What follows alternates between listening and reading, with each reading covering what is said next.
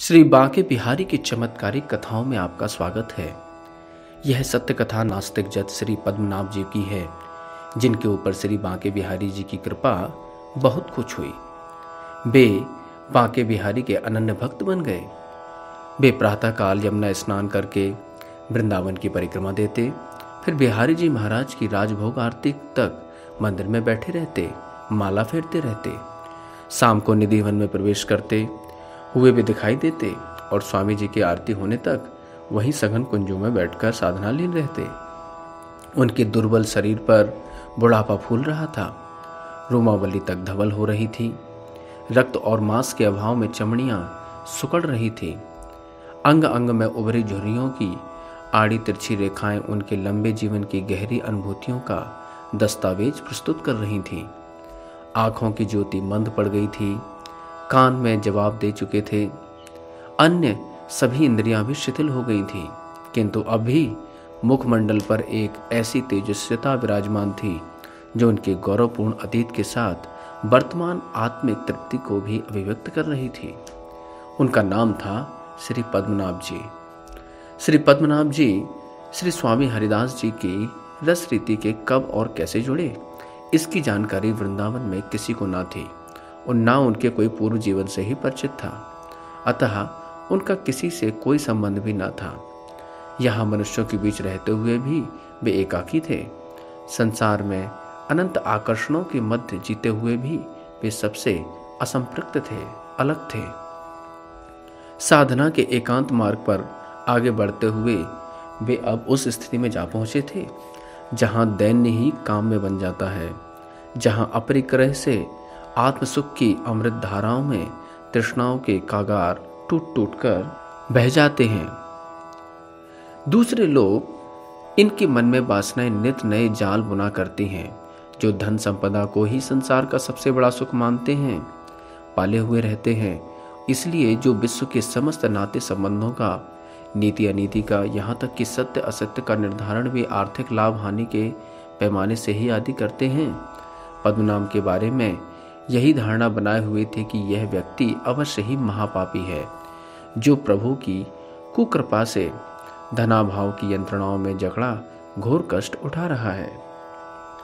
लोग वास्तव में यह नहीं जानते थे कि भगवान जिस पर असीम कृपा करते हैं उसको अपना बना लेते हैं और उसका धन, वैभव, यह सब कुछ छीन कर लेते हैं।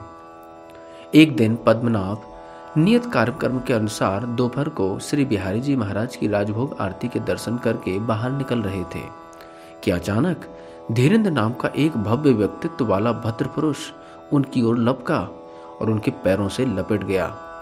धीरेन्द्र का मंदिर में जो सम्मान किया गया था, उसके अवशेष अब भी उसके शरीर में शोभा बढ़ा रहे थे। गले में बिहारी जी महाराज की प्रसादी माला महक रही थी, माथे पर चंदन लगा था। कुछ व्यक्ति हाथों में प्रसाद के भरे डब्बे लेकर उसके चारों ओर खड़े खड़े व्यवसायिक मुस्कान बखेर रहे थे। पद्मनाभ ने धीरेन्द्र को उठाकर खड़ा कर दिया और धीरे धीरे आगे बढ़ गए। धीरेन्द्र उनके पीछे पीछे चल दिया, अन्य लोग भी साथ हो लिए। सब चुपचाप आगे बढ़ रहे थे। पद्मनाभ को किसी से कुछ बोलना सुनना ही ना था। धीरेन्द्र बहुत कुछ बोलना चाह रहा था, पर पद्मनाभ जब सुनने को तैयार ही नहीं तो क्या कहता। और लोग धीरेन्द्र का मुख ताक रहे थे। एक प्रश्न उनके हृदय में घुमड़ रहा था, यह भिखारी आखिर है कौन और क्यों यह भद्र पुरुष धीरेन्द्र इसके प्रति इतना शिष्टाचार बरत रहे हैं। वह भी श्री पद्मनाभ की उपस्थिति से कुछ पूछ न सके। अंत में जब ढलान खत्म हुआ और आगे का मार्ग दो विपरीत दिशाओं में बट गया, तो पद्मनाभ बिना किसी बात का ध्यान देते हुए कि उनके पीछे कौन आ रहा है, अपने गंतव्य की ओर बढ़ गए। धीरेन्द्र को ना तो उनके पीछे जाने का साहस हुआ, ना उनकी यही हिम्मत हुई कि उनके साथ साथ चलने को कहें। वह मंत्र कीलित सा केवल उदास नजरों से उनके वृद्ध कदमों को धीरे धीरे आगे बढ़ता देखता रहा। अंत में जब श्री पद्मनाभ आंखों से ओझल हो गए, तो धीरेन्द्र को उन लोगों की उपस्थिति का ध्यान आया जो उसे यात्री निवास के कमरे तक पहुंचाने के लिए साथ साथ आ रहे थे। उसने पीछे घूमकर अपने लड़के से कहा, बंटी, ड्राइवर और कल्लू नौकर के साथ इन लोगों को लेकर यात्री निवास तक पहुंचे। मैं अभी आता हूँ। और वह तेज तेज कदमों से उसी दिशा की ओर बढ़ गया जिधर श्री पद्मनाभ जी गए थे। यात्री निवास में आकर बंटी ने सभी महानुभावों के हाथों से प्रसाद के डब्बे आदि लेकर समुचित स्थान पर रखवा दिए और अपने पिता के आने की प्रतीक्षा करने लगा। और भी लोग वहीं बैठ गए। लगभग आधा घंटे के बाद धीरेन्द्र आए। कमरे में प्रवेश करते हुए वह बोले, बहुत ढूंढा मैंने लेकिन उनको कहीं नहीं पाया। पता नहीं कहाँ चले गए। दोबारा उनके दर्शन भी कर सकूंगा या नहीं। कौन थे साहब ये? एक व्यक्ति ने पद्मनाभ जी के बारे में धीरेन्द्र से पूछा। धीरेन्द्र ने पुत्र से कहा, बंटी तुमने भी नहीं पहचाना बाबा जी महाराज को? कहां से पहचानते? उस समय तो तुम केवल 2.5 वर्ष के ही थे ना। धीरेन्द्र काफी परेशान हो चला था। वह कौन सा रस है जिसकी मस्ती में डूबकर इन्होंने संसार के सारे रसों को विसरा दिया है? वह कौन सा रिश्ता है जिसके लिए इन्होंने दुनिया के सारे संबंधों को विसरा दिया है? वह कौन सा धन है जिसके लिए इन्होंने विश्व का समस्त ऐश्वर्य निछावर कर दिया है? धीरेन्द्र सोचे जा रहा था। प्रश्न पे प्रश्न उसके अंतर मन में उठ रहे थे, पर समाधान कुछ न था। वह अंदर ही अंदर विकल हो रहा था। उसके साथ में आए लोगों से छुट्टी लेने की नियत से कहा, इस समय मेरा मन ठीक नहीं है। आप महाराज शाम को पधारना, दान दक्षिणा तभी देंगे। दान दक्षिणा की कोई जल्दी नहीं एडवोकेट साहब, वह तो बैंक में जमा है, कभी भी मिल जाएगी। पर यह तो बताइए कि आप इतने परेशान क्यों हो रहे हैं? एक सज्जन ने सहानुभूति हुए दिखाते हुए इस प्रकार से पूछा था। दूसरे ने समझाया, सरकार यह वृंदावन धाम है, यहाँ तो बाबाओं का खजाना है। मेरे परिचय बड़े बड़े ऊंचे महात्माओं से हैं। मैं आपको उनके पास ले चलूंगा। फिर आप जिस बाबा के पीछे पड़े हैं वह तो उससे तो कोई जानता तक नहीं। वह बेचारे के पास है ही क्या? वह तो भूखा नंगा इधर उधर मारा फिरता है। क्या तुम उस भूखे नंगे बेचारे को जानते हो? धीरेन्द्र का उच्च तेज स्वर से भरा ऐसा प्रश्न था। उसने आवेश में कहा, बे मेरे आदरणीय पिताश्री हैं। मैं तो सिर्फ एक छोटा सा वकील हूँ। वे हाई कोर्ट के जज रहे हैं। मैं उनका एकमात्र पुत्र हूँ। मेरी सारी संपत्ति उनके चरणों में समर्पित है। धन से खरीदे जाने वाले समस्त सुख मैं उनके लिए जुटा सकता हूँ। परंतु मैं आप लोगों से पूछता हूँ कि वह कौन सा आनंद है जिसके सामने इन्होंने समस्त सुखों को ठुकरा दिया है, जिसके लिए हम, आप और दूसरे गृहस्थ विरक्त लोग प्रायः एक प्रकारांतर से लालत रहते हैं। बोलिए, मेरी बात से आप सहमत हैं या नहीं?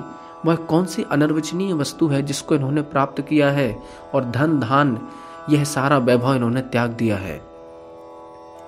बड़ी कड़वी गोली, सब के सब निकल गए। किसी ने असहमति व्यक्त नहीं की।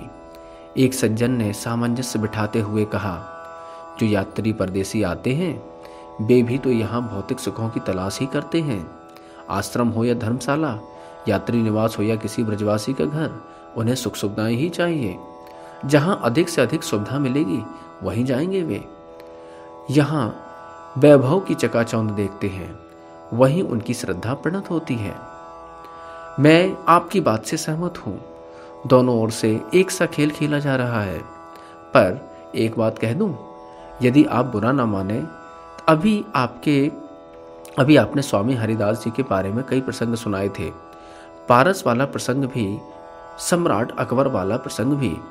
क्यों उनके पारस यमुना में फेंकवा दिया कि नहीं? अकबर किस सुविधा के कारण स्वामी जी के पास आया था? वह क्या वस्तु थी जिसको वह प्राप्त करने के लिए सब कुछ त्याग कर सकता था? आप भी तो सुविधा देखकर ही या रात्रि निवास में ठहरे हैं। यह नौकर चाकर, कार, कमरा सब उसी सुविधा के अंग हैं। उस व्यक्ति ने सीधे चोट की। धीरेन्द्र अब रो पड़ा।